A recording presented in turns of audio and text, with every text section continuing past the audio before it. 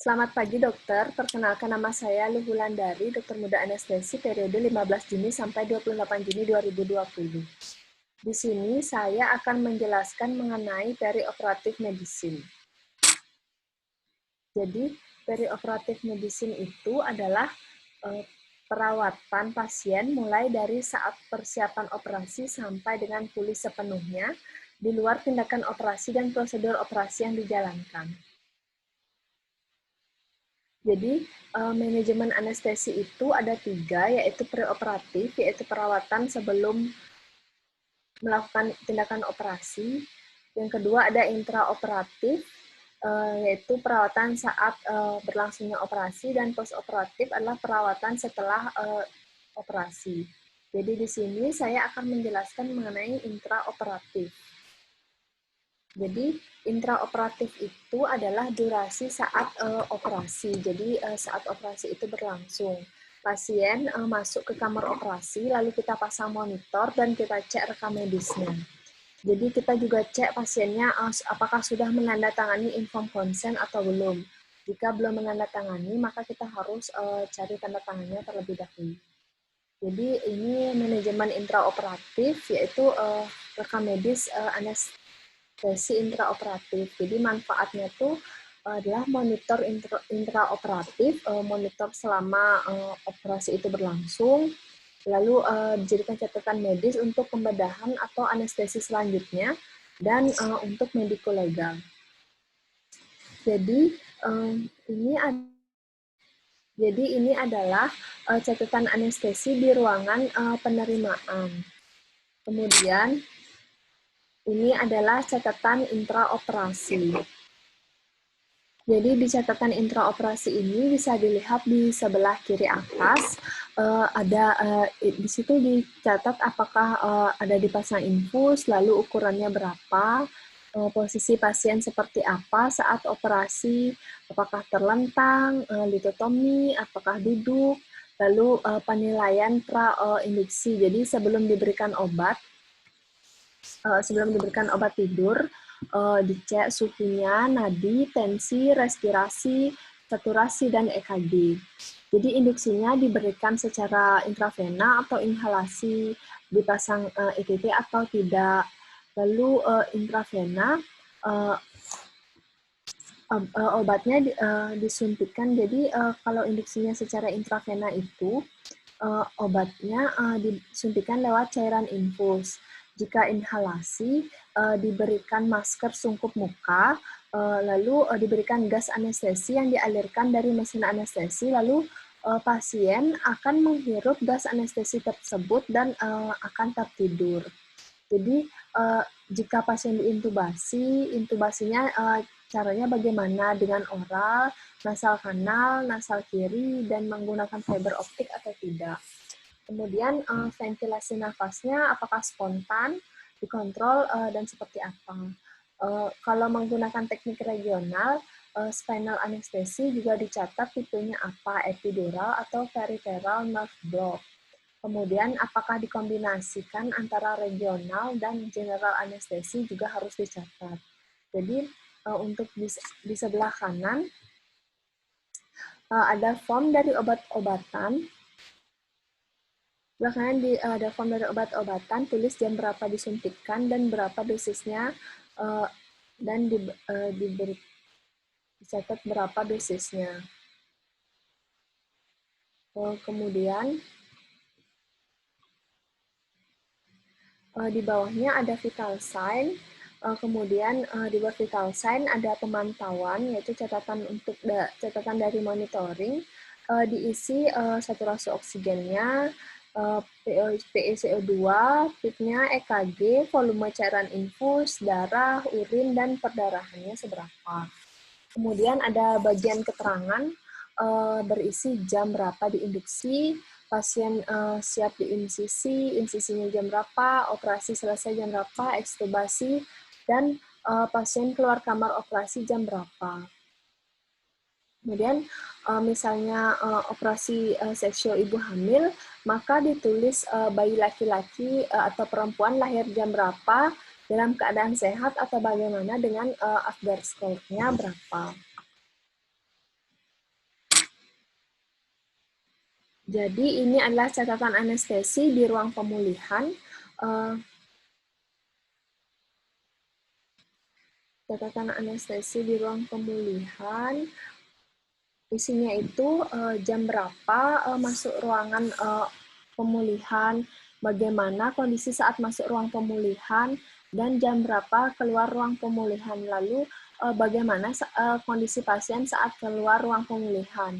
Dan saat keluar dari ruang pemulihan, pasien dibawa kemana, apakah ke ruang rawat inap, ke ICU, atau kemana harus dicatat. Jadi, manajemen intraoperatif itu sebelum menginduksi, anestesiologis itu harus memastikan uji preoperatif terhadap mesin anestesi dan peralatan lainnya menggunakan metode statik. Kemudian harus dicek apakah pasien dan tindakan yang akan dikerjakan sudah sesuai atau belum. Kemudian reevaluasi sebelum induksi mengenai riwayat pemeriksaan pasien dan persetujuan pasien. Yang keempat adalah pemberian premedikasi. Jadi manajemen intraoperatif menggunakan metode statik ini, yang pertama skop, yaitu stetoskop dan laryngoskop, yang T-nya adalah tubes, endotracheal tube, dan laryngeal mass airway, yang A-nya adalah airway device, yaitu sungkup muka, oropharynx tube. Yang T-nya adalah tape, yaitu plaster, I-nya adalah introducer atau stylet, yang C-nya adalah konektor, dan S-nya adalah suction. Jadi, ini adalah contoh dari tipe laryngoskop. Jadi, ada dua, yaitu Miller dan Mack. Jadi, Miller itu blade-nya lurus dan lebih tipis, lalu dianjurkan untuk bayi, digunakan untuk mengangkat epiglotis agar glotis terbuka, dan diletakkan di atas epiglotis. Lalu yang tipe Mack, blade-nya tuh melengkung dan lebih lebar, digunakan untuk anak yang lebih besar dan untuk dewasa, lalu melengkungnya tuh sesuai dengan lengkungan lidah dan diletakkan di valikula. Jadi ini adalah contoh dari endotracheal tube. Jadi anak-anak yang kurang dari 1 tahun itu biasanya menggunakan endotracheal tube yang tidak ada cuff-nya. Lalu ini adalah contoh dari laryngeal mass airway. Ada cuff-nya. Lalu ini sungkup muka. Jadi pinggiran sungkup muka ini berbentuk kontur wajah agar memberikan segel yang tidak mudah ditembus udara. Lalu warna transparan bertujuan untuk memperhatikan adanya gas ekspirasi yang humidified atau embun. Jadi warna kulit pasien dan segera menyadari bila ada muntahan atau regurgitasi. Ini adalah contoh oropharyngeal airway atau Goodell. Goodell ada dua, Goodell airway dan Berman airway. Lalu ada tape, tape yang digunakan untuk memplester, lalu introducer itu berguna untuk membantu saat kesulitan intubasi untuk mengarahkan ujung ETT ke dalam glotis. Lalu ada konektor, biasanya 15 mm menghubungkan ETT dengan mesin anestesi. Konektor ini sesuai dengan morfologi atau anatomi dari ETT. Lalu ada suction. Suction ini ada bermacam-macam ukuran dan ada warna hijau, putih, dan orange. Jadi bisa dilihat di sini adalah semua perlengkapan untuk intraoperasi yang harus disediakan atau dipersiapkan oleh anestesiologis yang dapat dibantu dengan metode statik. Jadi apa saja yang dikerjakan saat intraoperatif, yaitu yang pertama adalah monitoring pasien, memposisikan pasien, pemilihan anestesi, induksi anestesi umum, manajemen jalan nafas, pemeliharaan anestesi, terapi cairan intraoperatif, dan yang terakhir adalah membangunkan dan pemulihan pasien. Jadi yang pertama adalah standar monitoring pasien. Jadi yang pertama diperlukan EKG 3 atau 5 lead. Yang kedua adalah non-invasive blood pressure, pulse oximetry, antidal CO2, dan monitoring khusus lainnya yang disesuaikan dengan kebutuhan pasien. Misalnya arterial line untuk mengetahui tekanan darah tiap detiknya dan bisa sekalian untuk analisa gas darah. Jadi posisi pasien, induksi dilakukan pada posisi supin dan kemudian pasien diposisikan sesuai dengan tipe pembedahan. Jadi supin itu horizontal, Trendelenburg, dan reverse Trendelenburg. Ada litotomi, lateral, prone, dan sitting. Kemudian ada pemilihan anestesi. Yang pertama ada general anestesi, ada regional anestesi. Jadi regional anestesi itu ada dua, yaitu neuroaxial anestesi yang berupa spinal anestesi dan peripheral nerve block. Ada lokal anestesi, ada combined anestesi. Jadi untuk induksinya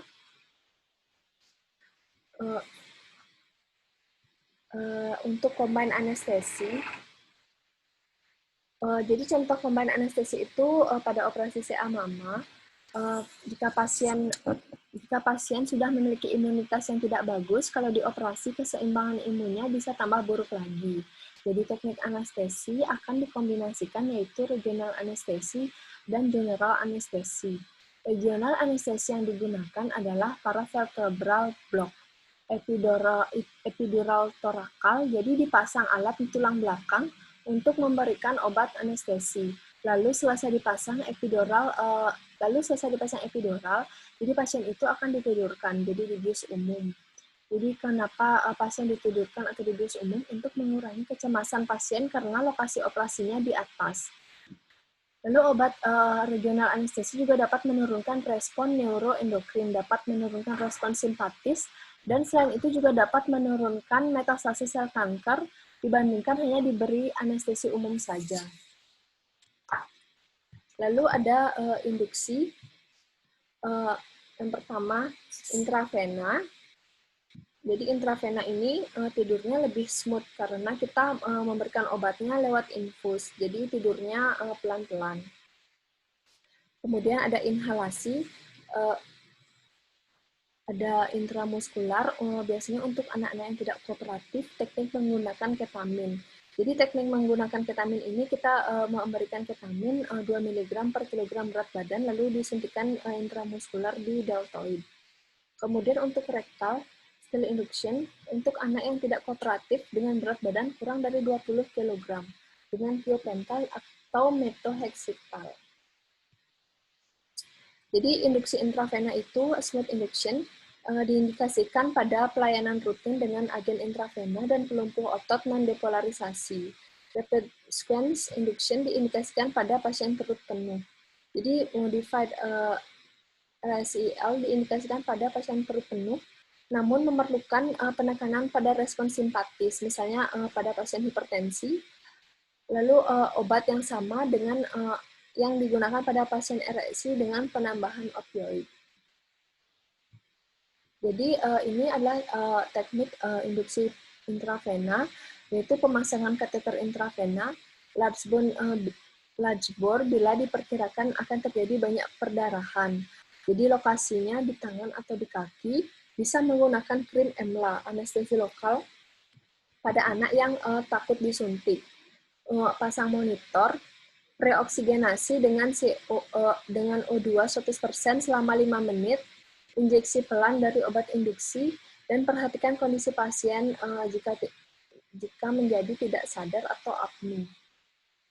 Ini induksi inhalasi biasanya digunakan atau diindikasikan pada anak yang tidak kooperatif tanpa jalur akses intravena.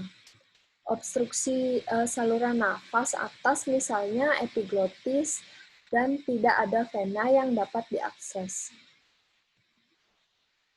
Jadi ini adalah manajemen jalan nafas. Jadi setelah diberikan obat induksi, obat tidur, diberikan pelumpuh otot untuk fasilitas intubasi. Pasien diintubasi, setelah itu pasien harus dipelihara karena operasi bisa saja lebih dari 1 jam. Jadi pemeliharaan anestesi itu dengan anestesi inhalasi, dengan ventilasi spontan, dan pemeliharaan dengan pemberian obat relaksan.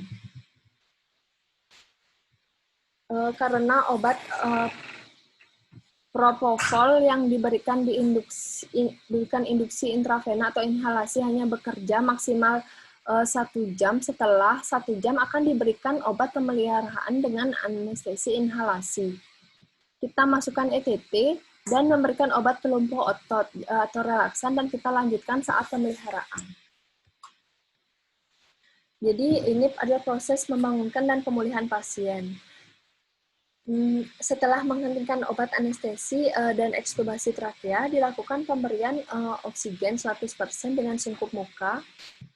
Saluran napas pasien disupport hingga refleks napas kembali.